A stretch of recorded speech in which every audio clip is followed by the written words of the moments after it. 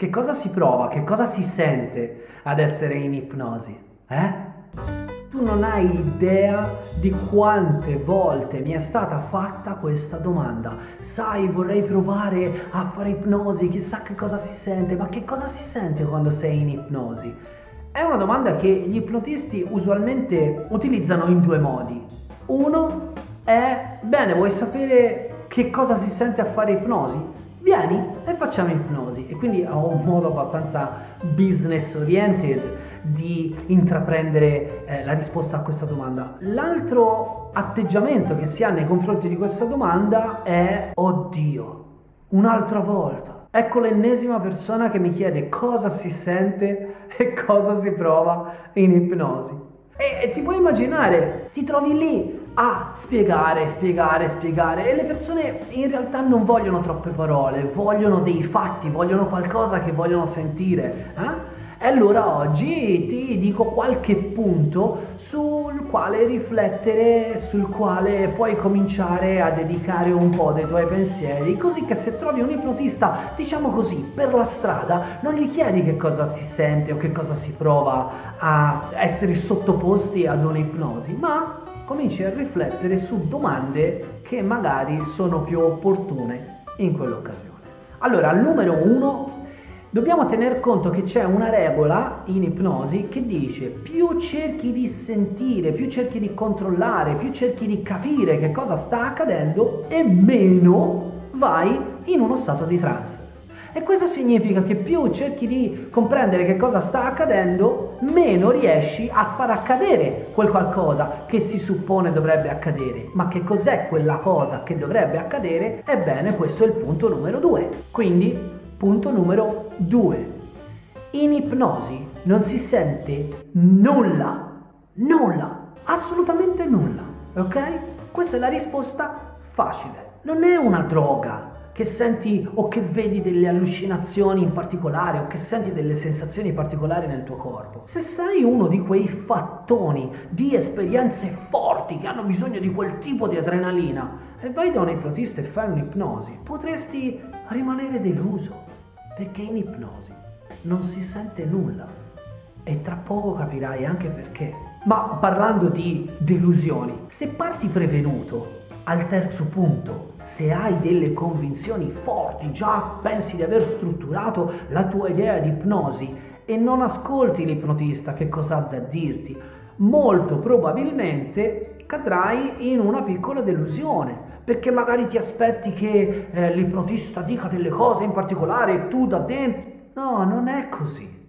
Molte delle persone che si comportano in questa maniera sono quelle classiche persone che vedono l'ipnosi dall'esterno. Hanno sempre visto le persone tutte afflosciate così, o le persone che non riescono a staccare la mano dalla testa e dicono: ah, quella è l'ipnosi, ma quella è un'inferenza che stanno facendo, quella lì è una loro idea, un loro percepito esterno da ciò che è poi in realtà l'esperienza ipnotica. Perché se vuoi fare un'esperienza ipnotica la devi fare di prima persona, non puoi guardarla dall'esterno. Spesso e volentieri anche gli ipnotisti hanno difficoltà a interpretare che cosa sta accadendo all'interno del soggetto.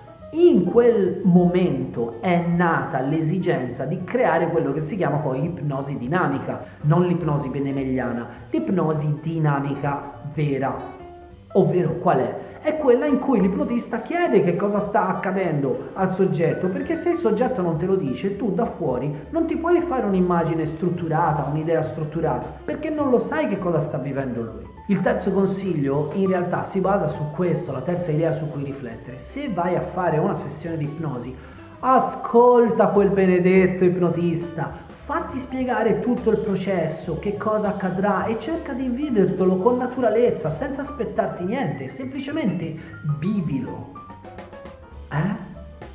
4. Uno dei motivi per cui dovresti cominciare a riflettere sul fatto che chiedere che cosa si prova o che cosa si sente in ipnosi è assolutamente assurdo è perché la realtà dei fatti è che l'ipnosi è una psicotecnica che serve per, da una parte, entrare nello stato di trance, ok? ok? Ma dall'altra parte è un modo per comunicare più direttamente con l'inconscio della persona che va in trance e per fare in modo anche che la persona stessa accetti più di buon cuore le suggestioni che gli vengono date dall'ipnotista.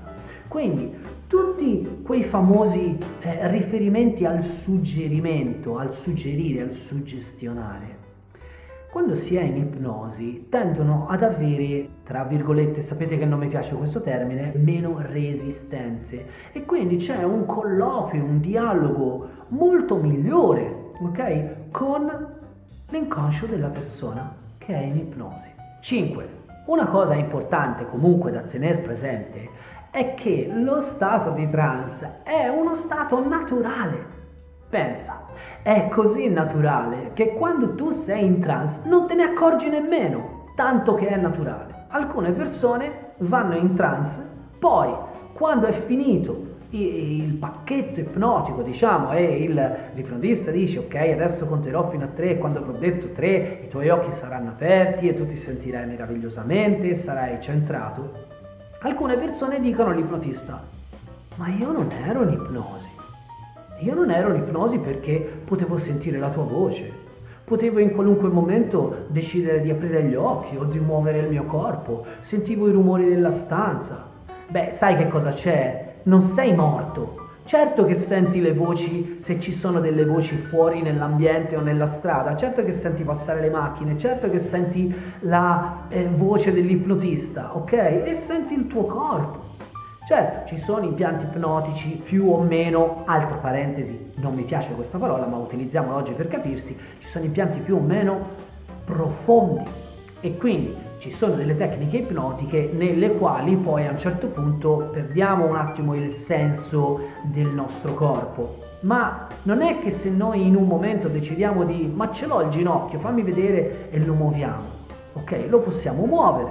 E il fatto è che in quel momento semplicemente siamo focalizzati su tutt'altro.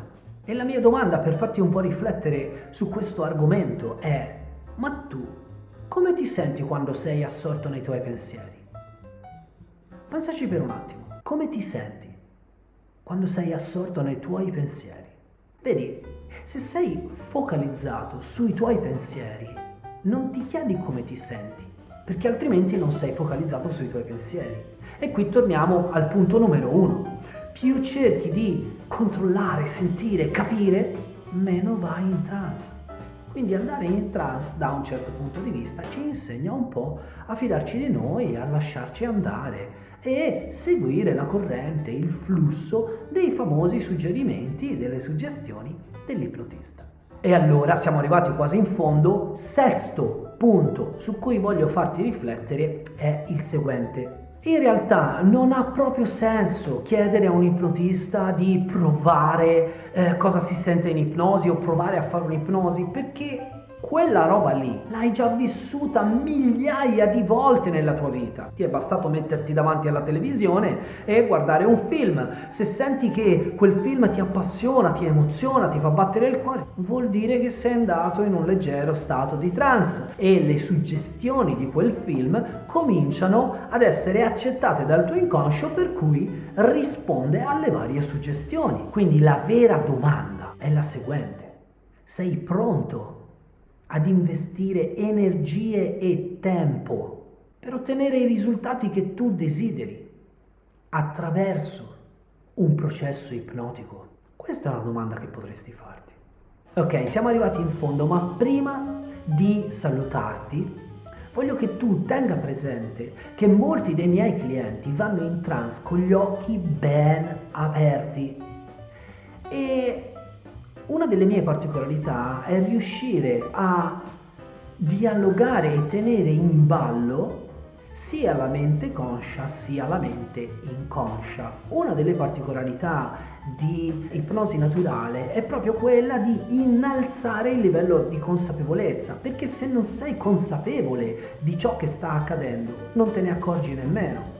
Allora, in certi casi, alcune persone voglio che, da un certo punto di vista, rimangano un po' vigili, in modo che la loro parte razionale, logico, lineare, possa dire: ok, ho capito che cosa sta accadendo, ma in questo momento ho capito anche che non c'entro niente io, se ne può occupare tranquillamente la parte inconscia della mente. Se davvero sei curioso di comprendere sempre meglio tutti questi punti, tutti questi passaggi riguardo l'ipnosi, lo stato di trance e lo sviluppo individuale, la crescita personale, allora il mio grosso consiglio che ti do assolutamente gratuito e con tutta l'energia che posso è: inizia il tuo percorso quanto prima possibile, perché soltanto dopo che hai fatto un'esperienza potrai dire di aver davvero compreso.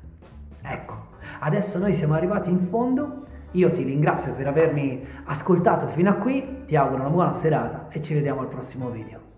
Ciao!